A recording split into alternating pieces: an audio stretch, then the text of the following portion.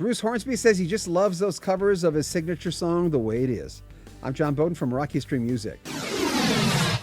You know, when you hear a song and it becomes one of your own signature songs, not only the artist, you get used to hearing it in a certain way. And sometimes it's even hard to hear it live because it's usually different. It's usually very different when Bruce Hornsby does it because he reinvents his songs so much in concert. But I asked him, and it's so many covers of The Way It Is. And not all artists like covers of their music. I asked him about that. I'm always curious to hear people, to hear covers. For The Way It Is, particularly has been really covered by the hip-hop community. Oh, yeah. Tupac Shakur, Mace, and E40 had a hit with a song called Things Will Never Change, which was really The Way It Is, Sideways. Yeah. So I love that. I mean, as we said in part one of this classic interview series with Bruce Hornsby, Bruce was almost signed to the Windham Hill label. They are probably the classiest, best of all the New Age labels of all time. I was in New Age radio from around 1986 to 1989.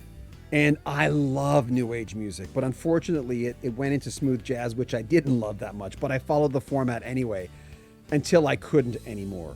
Anyway, I digress. It made sense on some levels that Bruce Hornsby could have been signed to Windham Hill. Will Ackerman, who runs Windham Hill Records, wanted him on the label. It was going to be a vocal record, and I asked him, a lot of fans have always been waiting for a series of solo piano albums from him.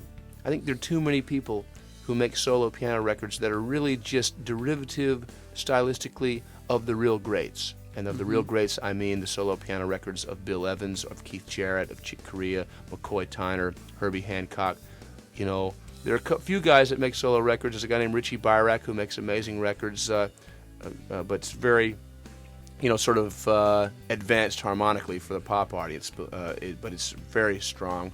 But generally, I think most people, Marcus Roberts makes some good solo piano records, but he's basically sort of mining the old traditional jazz area.